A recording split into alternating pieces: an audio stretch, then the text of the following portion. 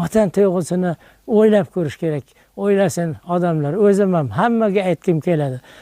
Buni vatan tuyg'usini pulga almashtirib bo'ladimi? Bu oriyatku bu. Uni jon bilan, insonning qonidagi, ter tanasidagi jon bilan barobar turadi-ku. Uni aqshaga almashtirib bo'ladimi? Vatanini himoya qilayotganda ko'ziga boylik ko'rinmaydi-ku unga. Unda oriyat turadi-ku. Hech mana bu Hayratonda bir yigitcha nimada chegarada turgan ekan. Afg'on chegarasida.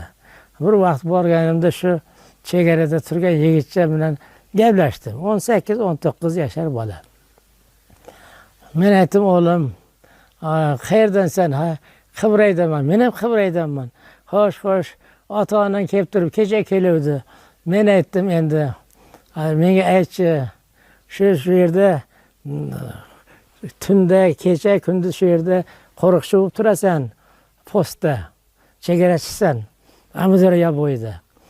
Qaysi vaqtda sen qo'riqchilikda turish senga yoqadi desam, tunda qo'riqchilikda turish menga yoqadi amaki dedi. Nega dedim. Desam, men dedi shu katta mamlakat xalqimiz dedi, orom olib yotib uxlayapti, shuni oromini men qo'riqlab turibman deb dedi, xayol qilaman, shu menga zavq beradi dedi.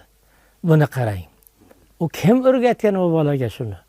Demak, inson qalbida ajoyib bir tuyg'ular pinhon ravishda yashaydi buni.